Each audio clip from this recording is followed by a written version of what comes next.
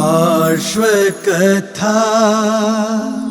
पार्श्व कथा के पुण्यार्चक हैं श्री रमेश गुप्ता, श्रीमती मंजू गुप्ता, पुत्र एवं पुत्रवधू निखिल गुप्ता, अनामिका गुप्ता, नितिन गुप्ता, श्वेता गुप्ता, पौत्र एवं पौत्री Nimit Gupta, Aarush Gupta, Avika Gupta, Anshika Gupta, Rohini, Veer apartment Delhi, firm international packaging, stretch film, shrink film, plain and printed flexible packaging, 229 D ring road, Naraina, new Delhi.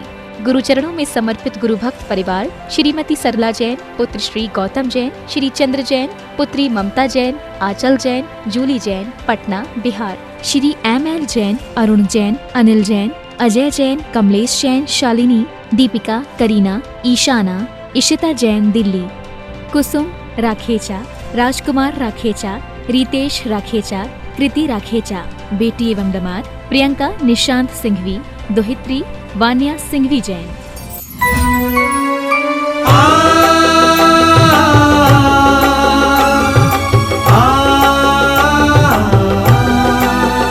Shri Parshvanath की कथा लौकिक सुनेंगे हम सब प्राणी, और हम योग प्रणेता के श्री मुख से खिरेगी वाणी, और हम योग प्रणेता के श्री मुख से खिरेगी वाणी। बाल ब्रह्मचारी बन जिसने वेश दिगंबर धारा, बाल ब्रह्मचारी बन जिसने वेश दिगंबर धारा, जिनके तप संयम के आगे दुष्ट कमठ भी हारा। ऐसी अद्भुत दिव्य कथा सुन अचरज में सब ज्ञानी, जिन वाणी चैनल पर फिर से सुनेंगे पार्श्व कहानी, और हम योग प्रणेता के श्री मुख से खिरेगी वाणी। श्री पार्श्वनाथ की कथा लौकिक सुनेंगे हम सब प्राणी, और हम योग प्रणेता के श्री मुख से खिरेगी वाणी, श्री मुख से खिरेगी वाणी। आओ श्रवण करें पार्श्व कथा। लेकिन गुरु के साथ अगर आपने कुछ सीखा है, गुरु से आपने अगर कुछ सीखा है, और अगर आपने सीख लिया है तो आप शिष्य बन जाएंगे, और गुरु और शिष्य का संबंध शाश्वत होता है, हमेशा बना रहने वाला होता है। ये ध्यान रखना। आपको कौन सा संबंध पसंद है, शिक्षक और विद्यार्थी का या गुरु और शिष्य का? एक सनातन परंपरा थी कि पहले शिक्षक भी गुरु रूप में होते थे। पढ़ाने वाला शिक्षक कभी भी व्यवसाय नहीं करता था, कभी भी पैसों के लिए शिक्षा नहीं देता था। लेकिन जब से व्यवसाय होने लगा, शिक्षक परंपरा ही रह गई, गुरु परंपरा छूट गई। वरना पहले स्कूल, कॉलेज, कॉन्वेंट नहीं हुआ करते थे। अरे ये कॉन्वेंट स्कूल होते ही क्या है? तुम लोग तो महाबुद्धू लोग हो। बोलो हो कि नहीं? कहो है, हर बात पे हाँ तो बोलते ही हो ना। बस बोलो हो, हम महाबुद्धू हैं। बोलो। अब पूछो क्यों है महाराज? पूछो। इसलिए हो कि तुमने गुरुकुलों की परंपरा को छोड़ करके कॉन्वेंट स्कूलों की परंपरा अपना ली। जानते हो कॉन्वेंट स्कूल क्या होते हैं? कॉन्वेंट किसके लिए होते थे? अमेरिका जैसी नगरों में कॉन्वेंट स्कूलों का आविष्कार हुआ था। किन के लिए? कॉन्वेंट का मतलब होता है अनाथालय। क्या बोलते हैं? जहां माता पिता बड़े होने के बाद में बच्चे को थोड़ा सा भी बड़ा हुआ उसको छोड़ देते थे, क्योंकि उनके सुख में कमी नहीं आनी चाहिए। उन्हें अपनी मस्ती करना है, इसलिए बच्चों को पैदा करके छोड़ देते थे। और ऐसे बच्चे जब ये घूमते थे तो कई लोगों ने सोचा इनके लिए क्या किया जाए, तो इनके लिए एक आश्रम बना दिया जाए, अनाथालय बना दिया जाए, जिसमें इनको इकट्ठा करके पढ़ाया जाए। उसका नाम दिया गया कॉन्वेंट, और आज वो हमारे लिए आइडियल बन गया है। कॉन्वेंट स्कूल में मेरा बच्चा पढ़ रहा है। बताओ तुम बुद्धू हो कि बुद्धिमान हो? बताओ, बोलो तो। समझ रहे हो ना? इसलिए कहा जाता है। तुम्हें पता ही नहीं है कि कौन सी पद्धतियां नष्ट हो गई, कौन सी पद्धतियां तुम्हारे सामने आ रही हैं। मजे ले रहे हो बस केवल। अनाथालयों में अपने बच्चों को पहुंचा करके, जहां गुरुकुलों में बच्चों को पढ़ाया जाता था, गुरु शिक्षा देते थे, गुरु शिष्य का संबंध होता था, जीवन पर्यंत तक शिष्य गुरु का उपकार मानता था। आज ऐसी कोई बातें इन स्कूलों में नहीं होती हैं। बच्चा ये चाहता है कि कब मैं इस क्लास से निकलूं और कब इस सर से मेरा ये नाता टूटे और मैं अपने आप को बिल्कुल फ्री करूं। समझ आ रहा है? क्या शिक्षक दिवस मनाओगे? तुम्हें पता ही नहीं है शिक्षा क्या है, शिक्षक क्या होते हैं, शिक्षकों की क्या परंपरा थी। अगर आपको इन सब चीजों का ज्ञान करना है तो आपको भारतीय संस्कृति का इतिहास पढ़ना पड़ेगा। तब आपको समझ में आएगा कि इतिहास में ये गुरुकुलों की परंपरा हुआ करती थी और ये सारे गुरुकुल नष्ट किए गए अंग्रेजों के जमानों से। जब ये ब्रिटिश कंपनियां भारत में आक्रमण करने के लिए आई, जब ये लुटेरे भारत में आए, तो इन्होंने सारे गुरुकुल नष्ट किए और उसके बाद में इन गुरुकुलों के स्थान पर ये कॉन्वेंट स्कूल स्थापित किए गए। और आज आपके लिए जब ये हमेशा गुरु शिष्य की परंपरा चला करती थी, अब उसको याद दिलाने के लिए एक दिन आपके सामने रख दिया गया, शिक्षक दिवस। अरे हमारी तो परंपरा ही थी, प्रतिदिन हम शिक्षक हैं, प्रतिदिन हम सीखते हैं, प्रतिदिन हम गुरु के पास आते हैं। हमारे लिए तो गुरु शिष्य परंपरा अनादि काल से चल रही है और कम से कम आपके लिए तो जब से पारस पुराण चल रहा है तब से तो चल ही रही है। समझ में आ रहा है? ओम अरहम ओम अरहम ओम अरहम बोल। ओम अरहम ओम अरहम ओम अरहम बोल। सभी कार्य की सिद्धि से तो इसको बोल। सभी कार्य की सिद्धि से तू पहले इसको बोल।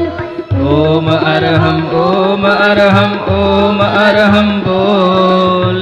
ओम अरहम ओम अरहम ओम अरहम बोल। सभी कार्य की सिद्धि से तू पहले इसको बोल। सभी कार्य की सिद्धि से तू पहले इसको बोल।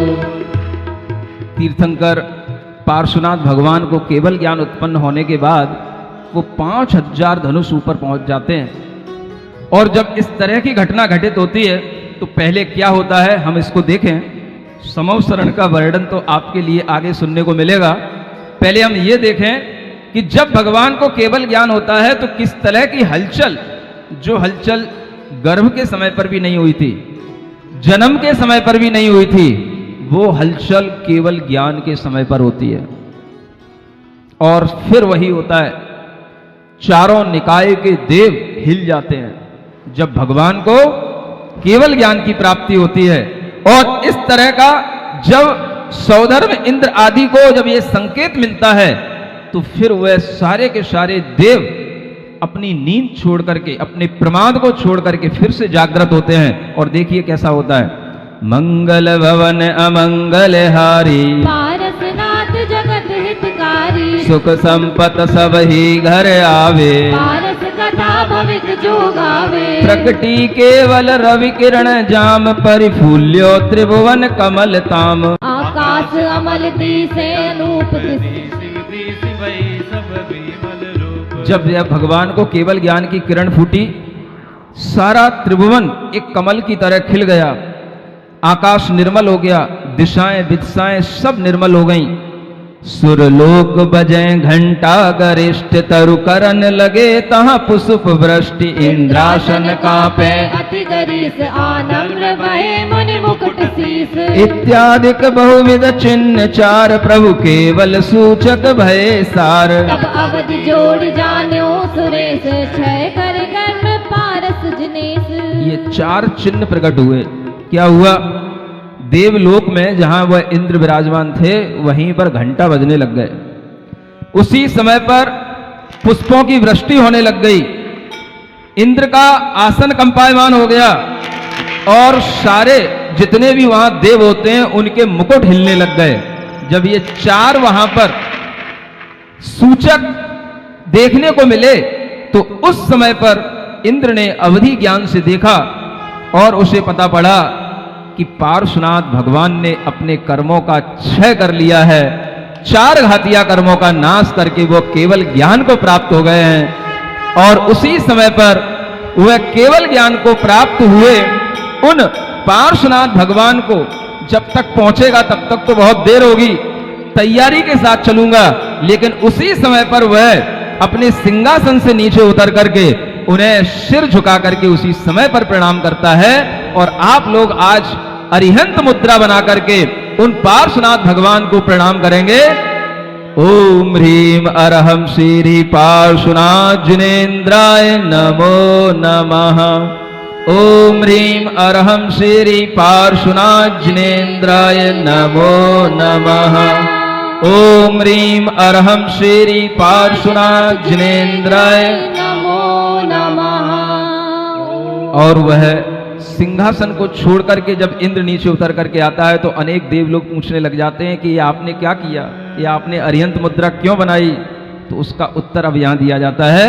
सामान्य स्थिति में आए, मंगल भवन अमंगल हारी, पारसनाथ जगत हितकारी, सिंहासन तज शीस नाय, प्रणमो परोक्त सुर उर नभाय। इंद्राणी पूछे कहूँ कंत, क्यों आसन तजी उतरे तुरंत। किस कारण स्वामी नयो शीश, या को प्रत्युत्तर दे हुईश। तब बोले विकसित देवराज, प्रभु उपजो केवल ज्ञान आज। ऐरावत गज सज सपरिवार, प्रथमेंद्र चल्यो आनंद अपार। बाजे बहुपट बयान देर, सब वर्णन करत लगे अबेर। ईशान प्रभुक जब स्वर्गनाथ, निज वाहन चढ़ चढ़ चले साथ। हरिनाथ सुन्यो ज्योतिषी देव, निद्रादि चले तब पंचदेव।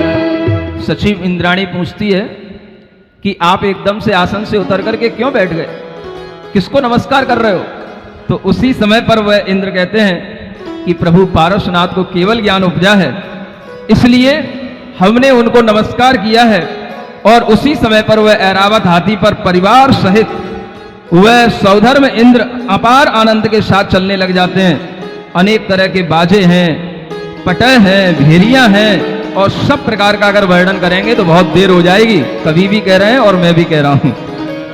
अनेक ईशान आदि इंद्र अपने अपने वाहनों पर चढ़ करके, सिंहनाद जब उन ज्योतिषी देवों ने सुना तो वे चंद्रमा सूर्य आदि देव भी निकल पड़े और भवनवासियों के घर में शंख बजने लगे। दसों प्रकार के भवनवासी देव अपने अपने विमानों से हर्ष पूर्वक निकल करके बाहर आ गए और व्यंतर देवों के यहाँ पर भी गर्जना होने लगी। और इस तरह से सभी देव बनारस नगरी की ओर आने लग जाते हैं। भावन घर बाजे शंख भूरि, 10 विध सुर निकसे हर्ष पूरी। यो परिजन सब कीन पयान, यो चली चतुर्विध सुर समाज, जिन केवल पूजा करन काज। अंबर तजी आए अवनि माही, जय समो शरण दुज राही। जो सुरपति को उपदेश पाय, धनपति ने कीनो प्रथम आय। हर पंचवरन मणिमय नूप, जगल छवि को कुल ग्रह स्वरूप। और इधर जब तक वह इंद्र बनारस तक आते हैं, भगवान पार्श्वनाथ का केवल ज्ञान स्थान है उस अहित क्षेत्र तक आते हैं, तब तक आगने पर देखते हैं कि उस स्थान से पहले ही आकाश में कुबेर ने समौशरण की रचना कर दी है। और वह समौशरण की रचना देख करके इंद्र उस समौशरण की परिक्रमा लगा करके उस समौशरण को देख करके आनंदित होता है। और उस समौशरण का वर्णन आपको कल सुनाया जाएगा कि देखते हैं उस समौशरण में क्या वैभव होता है, कैसे उस समौशरण के भीतर प्रवेश किया जाता है और कैसे वह समौशरण अनेक तरह की संपदाओं को धारण करने वाला होने के कारण से विशिष्ट कहलाता है। ये सब वर्णन आपके लिए समौशरण की संपदा कल से प्रारंभ होगी। समौशरण की संपदा लोकोत्तर तिहु मौन, वचन द्वार वर्णय तिसे, सुबुध समरथ कौन। पैथल अवसर पाय धर्म ध्यान कारण निरखी, लिखो लेश मन लाय पढ़त सुनत आनंद बढ़े। उस समौशरण की बाहरी भूमि पर अभी वह इंद्र आदि सभी पहुंच जाते हैं और उस समौशरण का भीतरी वर्णन आपको बाद में सुनने को मिलेगा। लेकिन जहां पर यह समौशरण की गोल पीठिका बनी हुई है, उस गोल पीठिका को हम देखते कैसी बनी हुई है।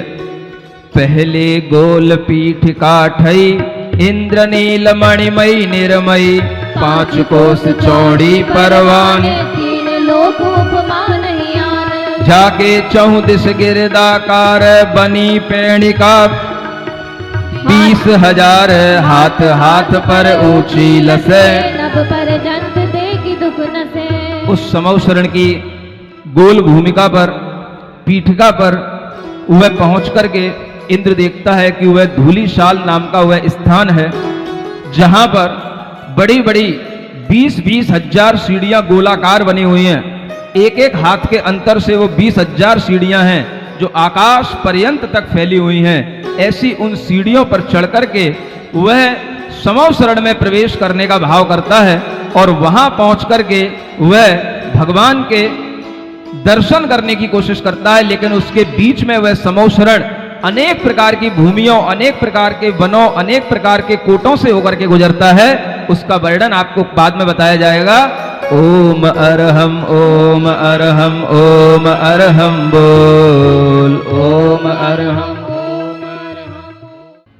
अनेक जन्म जन्मांतरों की विषय को प्रस्तुत करती हुई आज उस मोड़ पर खड़ी है जब भगवान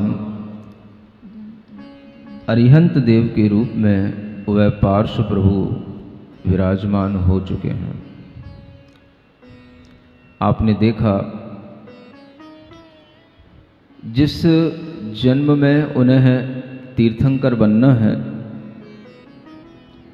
उस जन्म में भी उनके साथ में ऐसा कुछ हुआ जो नहीं होना चाहिए था।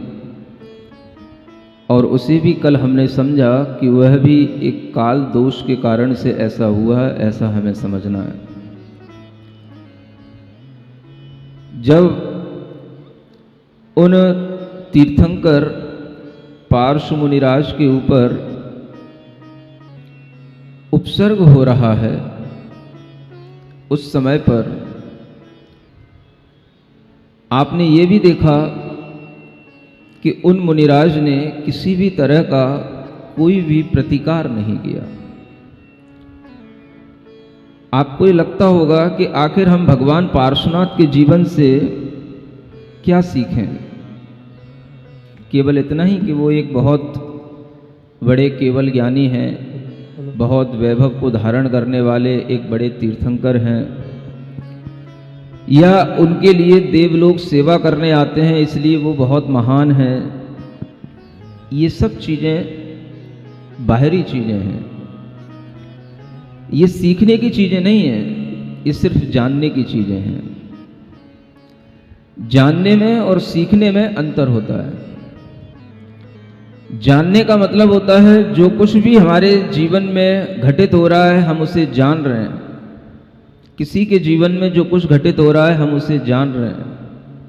लेकिन सीखने का मतलब होता है कि उस जीवन से हम कुछ शिक्षा भी ले रहे हैं, कुछ अनुभव भी ले रहे हैं, कुछ अपने जीवन में भी कुछ आदर्श प्रस्तुत करने के लिए अपने अंदर एक सीख पैदा कर रहे हैं। To know and to learn, इन दोनों चीजों में अंतर होता है। नोइंग ये हर कोई करता है, हर किसी के लिए जानने के लिए तरह तरह की इंफॉर्मेशन होती हैं। आपके पास में आपके ही मोबाइल में एक बहुत बड़ी गूगल आंटी बैठी रहती हैं, जिनके पास में देश विदेशों की बहुत सारी इंफॉर्मेशंस हुआ करती हैं, लेकिन दीज आर ओनली नॉलेज। केवल वह इंफॉर्मेशंस हैं, दीज आर ओनली इंफॉर्मेशंस, वह केवल इंफॉर्मेशन है। और इंफॉर्मेशन होने का मतलब वह हमारे लिए कोई जानकारी दे सकते हैं, लेकिन उनसे कुछ हमें एक्सपीरियंस हो जाए, कुछ हमारे लिए जीवन में सीख मिल जाए, ऐसी लर्निंग उनसे नहीं हो पाती है। हमें यह भी देखते रहना चाहिए कि हमें जीवन में कौन सी चीजें जानने योग्य हैं और कौन सी चीजें सीखने योग्य हैं। हमने जाना तीर्थंकरों का वैभव ऐसा होता है, जब उनका जन्म होता है चारों निकाय के देव उनके समक्ष आकर के उत्सव मनाते हैं। बहुत बड़ा वह ऐरावत हाथी होता है। हमने ये भी जाना कि जब वह तब कल्याणक को प्राप्त होते हैं, ज्ञान कल्याणक को प्राप्त होते हैं, तब भी उनके साथ में इसी तरह का देवों का जमावड़ा रहता है। बहुत असंख्यात देव उनके लिए आकर के पूजा करते हैं, स्तुति करते हैं। ये जानने की चीजें हैं, सीखने की नहीं है। सीखना क्या है? सीखने को हमने अगर सीखा तो मरुभूति के जीवन से भी हम कुछ सीख सकते हैं। जब जब उन्होंने जीवन में वैराग्य धारण किया, अनेक तरह के राजा और चक्रवर्ती होने के बावजूद भी, तो उनकी उन भावनाओं से हम कुछ सीख सकते हैं। और जब वह इस तीर्थंकर की पर्याय में भी हैं और उस समय पर वह कमठ का जीव आकर के उनके ऊपर उपसर्ग कर रहा है, तो उस जीवन से भी हम कुछ सीख सकते हैं। जिनके पास में सभी रिद्धियां हैं, इतना तप का बल है, चारित्र का बल है, इतने बलों के माध्यम से बहुत बड़ी बड़ी रिद्धियां उन्हें प्राप्त हो चुकी हैं, और उन रिद्धियों के माध्यम से वह कुछ भी कर सकते थे। लेकिन उन्होंने वह कुछ नहीं किया जो उन्हें करना चाहिए था। एक उपसर्ग करने के लिए उनके ऊपर जब वह कमठ का जीव संवर नाम का देव, ज्योतिषी देव बनकर के उपसर्ग कर रहा है, वह उस उपसर्ग को चाहते तो केवल अपने मन में विचार करके ही उसको दूर कर सकते थे। ऐसी ऐसी रिद्धियां उनके पास में हैं। आपने देखा होगा, पढ़ा होगा पुराणों में, तप के माध्यम से ऐसी रिद्धियां प्राप्त हो जाती हैं कि रावण के लिए भी एक बार इसी तरह का प्रसंग उपस्थित हुआ था, और वह बलि मुनि महाराज थे जो कैलाश पर्वत पर तपस्या कर रहे थे, बाली मुनि महाराज। और रावण का विमान भी वहां से निकल रहा था। ठीक यही सिचुएशन थी जो यहां पार्श्वनाथ भगवान के साथ देखने को मिल रही थी। वो बाली एक सामान्य मुनि महाराज थे, लेकिन फिर भी उनकी तपस्या से उन्हें बहुत कुछ उपलब्ध था। और रावण ने जब अपने विमान को रुका हुआ देखा तो उसे भी उसी तरह से क्रोध आया जैसे इस संबर देव को आया। वो नीचे उतर करके आया। रावण ने देखा कि यहां पर ये बाली मुनि महाराज तपस्या कर रहे हैं, और बाली से वो पहले से परिचित था, क्योंकि वो भी उन्हीं के रिश्तों में लगता था, और पहले उनके माध्यम से उनका अपमान भी हुआ था, और यही सोच करके उसके अंदर उनके प्रति क्रोध भी था। और उस क्रोध को दूर करने के लिए उसने उनके ऊपर उपसर्ग करने के लिए पूरा का पूरा पर्वत हिलाने की कोशिश की थी। लेकिन जब उन बाली मुनि महाराज ने देखा कि ये पर्वत हिल जाएगा, मेरा कुछ नहीं बिगड़ेगा, ये मेरे लिए कुछ नहीं कर सकता है, लेकिन इस पर्वत पर जो जिनाले बने हुए ये अगर हिल गए तो बहुत बड़ा संस्कृति का नुकसान हो जाएगा। तो उस नुकसान को बचाने के लिए उन्होंने वह पैर का अंगूठा बस जो उनका उस पर्वत पर टच कर रहा था, उन्हें पता भी नहीं पड़ा, और उन्होंने उसी अंगूठे को थोड़ा सा प्रेस कर दिया, और वो रावण वहीं पर दबने लग गया उस पर्वत के नीचे ही, और चिल्लाने लग गया। जब वो चिल्लाने लग गया तब वह रोने लग गया, और उसी समय पर रोने के कारण से वास्तव में उसका नाम रावण उसी समय पर पड़ा था, क्योंकि रौती इति रावण है, ऐसा कहा जाता है। जब एक बाली मुनि महाराज के पास में इतनी शक्ति हो सकती है, तो पार्श्वनाथ भगवान के पास में क्या नहीं था। एक केवल ज्ञान को छोड़कर के बाकी सभी 63 रिद्धियाओं से समन्वित है वो। लेकिन फिर भी उनके अंदर यह भाव नहीं आया कि कुछ किया जाए। ऐसा लगता है जब आदमी बहुत समर्थ होता है और जब उसके अंदर बहुत बल होता है और उसके लिए कोई छोटे मोटे प्रयासों से कोई उसे परेशान करने की कोशिश करता है, तो उसे लगता है कि इसे खेलने दो, क्या इसके लिए प्रतिकार करना। सुन रहे हो? ऐसी फीलिंग कभी आ सकती है आपको?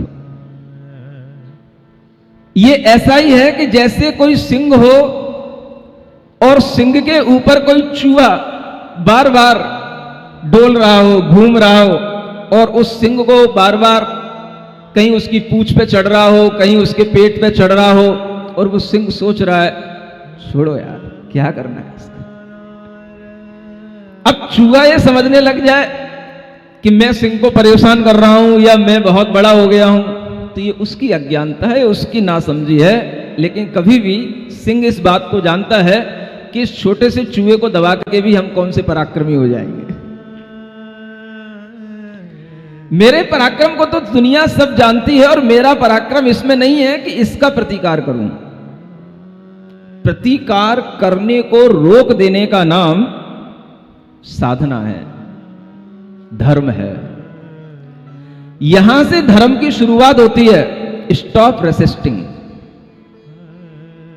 आप प्रतिरोध करना, प्रतिकार करना रोक दो। जब तक आप किसी न किसी चीज का प्रतिकार करते रहोगे, वो चीज आपके सामने रूप बदल बदल करके आती रहेगी, और जब आप प्रतिकार बिल्कुल रोक करके बिल्कुल निष्प्रतिकार की स्थिति में हो जाओगे, तो वह आपके आसपास आने जाने वाली चीज, घूमने वाली चीज आपके लिए बिल्कुल पॉजिटिव मोड में आ जाएगी। ये चीजें हमें सीखना है। किनसे? किनसे? पार्श्वनाथ भगवान से। शायद पार्श्वनाथ भगवान को भी भीतर सब दिख रहा हो कि ये कौन जीव है, ये वही जीव है, 10 भव का उन्हें सब दिख रहा है, लेकिन उसमें वो दिमाग नहीं लगा रहे। उसको दिखा संवर देव को, उसको अपने अवधि ज्ञान से दिखा, तो उसका दिमाग चला, अरे इसको मैंने पूर्व भव में भी इसी तरीके से मारा था, इसको उससे पहले भी ऐसे ही मारा था, उसके बावजूद भी ये राजकुमार बनकर के मुझे सिखाने आया और मेरी इसने इंसल्ट की, मैं इसको छोड़ूंगा नहीं। उसे सब भवों का याद आ गया, 10 भवों का याद आ गया, पिछले भव का भी याद आ गया, जो उससे जस्ट पहले का था, जब वो नाना बना हुआ था, एक तापसी बना हुआ था, तब भी उसको याद आ गया। लेकिन उसे सब याद आने के बावजूद ये याद बना रहा कि मुझे इनसे बदला लेना है, क्रोध और करना है, आक्रोश के माध्यम से आज अपनी सभी अंदर का जो एक आवेग है, आक्रोश है, वो सारा आज इनके ऊपर निकाल देना है। ऐसा विचार उस कमठ के जीव ने किया। लेकिन पार्श्वनाथ भगवान ने कुछ भी ऐसा विचार नहीं किया। उन्होंने अपने आप को रोक लिया, रुके हुए थे वो। इसी को संवर बोलते हैं, स्टॉप रेसिस्टिंग। समझ आ रहा है? आप अपने आप को रोक लो, यहां से संवर शुरू होगा। संवर पढ़ते पढ़ते भाई कर्मों का आना रोकने का नाम संवर है। परिभाषाओं को पढ़ने से क्या होगा? ये तो एक जानकारी हो गई। जानकारी को आपने अपने अंदर सीख के रूप में जब तक नहीं बनाया, तब तक वो जानकारी कोई काम की नहीं। आपके लिए संवर और निर्जरा की ये परिभाषाएं यहां दिखाई दे रही हैं। कर्मों के आने के रुकने का नाम संवर है, और जो कर्म हमारे पूर्व जन्म के बंधे हुए हैं, अनेक तरह के पाप कर्म जो हमारे अंदर बंधे हुए हैं, उन कर्मों के झड़ जाने का नाम निर्जरा है। पहले थोड़ा सा रोको अपने आप को, फिर निर्जरा होगी। और जहां संवर होता है तो संवर के बाद ही निर्जरा संभव होती है। इसलिए संवर के साथ साथ थोड़ी सी सब्र रखनी पड़ती है निर्जरा करने के लिए। संवर करने के लिए भी बहुत ज्ञान की और तप की आवश्यकता होती है, लेकिन निर्जरा करने के लिए उससे भी ज्यादा हमें सब्र रखने की जरूरत होती है। हो सकता है पार्श्वनाथ भगवान के अंदर यह भाव आ चुका हो कि मुझे किसी से कोई मतलब नहीं है। आदमी के लिए अगर हम प्रेम करना भी चाहें तो किससे करें? प्रेम तो हमने करना ही चाहा था उस मरुभूति की पर्याय में, लेकिन उसे मेरा प्रेम स्वीकार कहां था। मैं भाई की हैसियत से उसके पास में गया, लेकिन उसने मेरी वफा के लिए भी उसने वही काम किया जो उसे करना चाहिए था। उसने अपनी दुष्ट प्रकृति दिखाई। अब उन्होंने उसके बारे में सोचना ही बंद कर दिया। लेकिन मुझे लगता है कि शायद उनके दिमाग में ये कुछ इस तरीके का विचार भी आ सकता है। उनके दिमाग में तो ये विचार इसलिए नहीं होगा क्योंकि वो मुनि महाराज हैं, लेकिन आपके लिए ये विचार जरूरी है ऐसी सब्र पैदा करने का, ऐसा अपने अंदर एक प्रतिशोध की आग से बचने का, और ऐसा अपने अंदर एक विचार पैदा करने का जिसके माध्यम से आप लोग भी अपने अंदर एक भाव कर सकें कि अगर हमारा कोई दुश्मन है, द्वेषी है, तो हम उसे अपना काम करने दें। थोड़ी हम सब्र रखना सीखें। सीखना चाहेंगे? क्या सीखना है? कितना ही बस सीख लेना है पार्श्वनाथ भगवान से, थोड़ी सी सब्र रखना सीखें। और आपके अंदर सब्र कितनी है ये सामने वाला देखेगा, ये आप नहीं देखोगे। आपके सब्र की सामने वाला परीक्षा लेगा और उस परीक्षा में आपको उत्तीर्ण होना है। जैसे पार्श्वनाथ भगवान उत्तीर्ण हुए हैं, तब आपके लिए पार्श्वनाथ भगवान की जय जयकार करना सार्थक होगा। सामने वाला तो कितना भी जालिम हो सकता है, कितने ही तरह के जुल्म कर सकता है, और वह आपके सब्र की, आपके धैर्य की इंतहा आपकी देख रहा है क्या हो सकती है। लेकिन आपको बिना परेशान हुए अगर यह भाव आपके अंदर है, तो आप अपने अंदर पार्श्वनाथ भगवान को बिठा करके ये लाइनें जो मैं आपसे कहने जा रहा हूं, उन्हें आप सोच सकते हो, समझ सकते हो और पढ़ सकते हो। सुन रहे हो? बोलो तो। पार्श्वनाथ भगवान को अपने हृदय में बिठाना, और फिर तुम्हारे ऊपर जो जुल्म करे उससे कहना, अपने ही मन में कहना, उससे मत कहना, मत पूछ मेरे सब्र की इंतहा कहां तक है। मत पूछ मेरे सब्र की इंतहा कहां तक है। तू सितम कर ले, तू सितम कर ले, तेरी ताकत जहां तक है। ये सीखो पार्श्वनाथ भगवान से। मत पूछ मेरे सब्र की इंतहा कहां तक है, तू सितम कर ले, तेरी ताकत जहां तक है। वफा की उम्मीदें जिन्हें होंगी उन्हें होंगी। एक बार की थी वफा, बार बार वफा नहीं करना है, यह भी एक कमजोरी है। वफा की उम्मीदें जिन्हें होंगी उन्हें होंगी। हमें तो देखना है कि तू जालिम कहां तक है। हमें तो देखना है कि तू जालिम कहां तक है, तू कितना जुल्म ढहा सकता है, कर सकता है, मुझे ये देखना है। ये सीख लेना है। किससे? सुनने में तो अच्छा लगता है, तालियां बजाने में भी मजा आता है, लेकिन जब अपने ऊपर कोई जुल्म ढाता है तो कितना क्रोध आता है, कितना आवेश उत्पन्न होता है, कितना आक्रोश आता है। कभी हम उस समय पर जब पार्श्वनाथ भगवान को अपने हृदय में ध्यान रखते हुए, उस कमट के उपसर्ग को ध्यान रखते हुए और इन लाइनों को ध्यान में अगर हम रखें और क्षण भर के लिए हम अपने आप को बिल्कुल ही धैर्य के साथ में मजबूत बना लें और किसी भी तरीके का प्रतिकार और प्रतिरोध करने से अपने आप को बचा लें, तो ये आपके अंदर की एक बहुत बड़ी शक्ति को जागृत करेगा। पार्श्वनाथ भगवान यही तो चाह रहे हैं, आप लोग वो चीज सीखें जो अभी तक आपने की नहीं, जो सीखी नहीं। अपने भीतर की शक्ति को जागृत करना, और इस तरह की शक्ति जब जागृत होती है तो उस समय पर अपने आप बाहर के लोग बाहर का काम करते रहते हैं, लेकिन काम जितना भी होता है सब अपनी आत्मिक शक्ति के माध्यम से होता है। सोचने की बात है, आप लोग सोचते हो कि नहीं? कुछ नहीं सोचते महाराज, बस आप जितना सुना देते हो उतना ही सुन लेते हैं और इतना ही सुनना हमारे लिए बहुत है। कुछ दुनिया में अगर हम यही सोचते रहेंगे तो घर गृहस्थी कौन चलाएगा? यही सोचते होगे ना? अगर हम यही सोचते रहेंगे पारसनाथ भगवान के विषय में और आपके द्वारा दिए गए सब्जेक्ट के विषय में, तो फिर घर गृहस्थी कौन चलाएगा? सोचा करो, कुछ और भी सोचा करो। मैंने आपसे पहले भी कहा था कि अगर आप किसी भी कैरेक्टर के बारे में जो आपके लिए आइडियल है, अगर उसके बारे में आप बार बार अपने आप में रिमाइंड करते रहते हो और उसके बारे में सोचते रहते हो, तो ये आपके लिए धर्म ध्यान का एक बहुत ही सिंपल सहज तरीका है। क्योंकि आप अपने आप को किस ऑब्जेक्ट से जोड़ रहे हो? जो बहुत बड़ा महापुरुष है, जो पुण्यवान जीव है, अगर उसके विषय में आप कुछ भी सोचोगे, गलत भी सोचोगे तो चलेगा।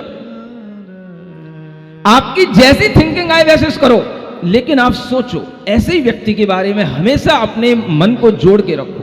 कि आपके लिए चलते फिरते धर्म ध्यान करने का तरीका बता रहा हूं। आपने विचार नहीं किया, कोई क्वेश्चन ही नहीं करता। भगवान के ऊपर उपसर्ग हुआ, मुनि महाराज थे, सर्वशक्तिमान थे। ठीक है कि उन्होंने अपने उपसर्ग का किसी भी तरीके से कोई प्रतिकार नहीं किया, लेकिन देखो कैसी बात है, उस उपसर्ग को दूर करने के लिए इंद्रों के बड़े बड़े देव, सौधर्म इंद्र, ऐशान इंद्र, जो उनके लिए हमेशा सेवा के लिए खड़े रहते थे, कोई नहीं आया उस समय पर। एक ज्योतिषी देव उनके ऊपर उपसर्ग करता रहा और वह सारा का सारा वातावरण हिल गया। और इधर जब जन्म हुआ, कोई ने सूचना नहीं दी, अपने आप सौधर्म इंद्र आ गए। तब कल्याणक हुआ, वैराग्य का भाव भाया, अपने आप लौकांतिक देव आ गए। ये सब देव आ गए और उस समय बचाने कोई नहीं आया। क्या सुन रहे हो? उस संवर देव को पछाड़ने कोई नहीं आया, उसको रोकने कोई नहीं आया। सौधर्म इंद्र उस समय क्या कर रहा था? नींद लग गई थी क्या? देव तो सोते ही नहीं है, नींद वाली बात ही नहीं है। क्या है? देखो, कर्म का फल अलग अलग स्टेज में अलग अलग तरीके से फलित होता है। जब तक घर में हैं सब सेवा करेंगे, घर के बाहर आए हैं, वैराग्य का जीवन हुआ है, तो उस समय पर इंद्र भी फुर्सत को प्राप्त हो गया। अब इनके लिए मैं कुछ नहीं कर सकता, ना इनके लिए मैं अमृत भोजन करा सकता हूं, ना मैं इनकी कोई सेवा कर सकता हूं, क्योंकि देव पर्याय में इनके साथ अब कुछ नहीं हो सकता है। वो जाकर के आराम से बैठ गया अपने सिंहासन पर, और उसी समय पर ये सब कुछ घटित हो गया। वह भवनवासी देव, जो नाग और नागिनी का वह जोड़ा, जो धर्णेंद्र और पद्मावती बने, उनके लिए वह आसन वहां पर हिला। उन्हें याद आया, उन्हें अपने अवधि ज्ञान में देखा कि मेरे उपकार करने वाले किसी जीव के ऊपर आज कोई बहुत बड़ा उपद्रव हो रहा है। और वह उपद्रव जैसे ही उन्होंने अपने अवधि ज्ञान में देखा, उन्हें वह भाव आया कि मैं जाकर के इस उपद्रव को रोकूं, प्रतिकार करूं। और वो आए, और आकर के उन्होंने क्या किया? ध्यान रखो क्या किया। नागराज धर्णेंद्र ने आकर के चारों ओर अपने फणमंडल को, फटामंडल को घेर लिया, फैला करके उनको घेर लिया।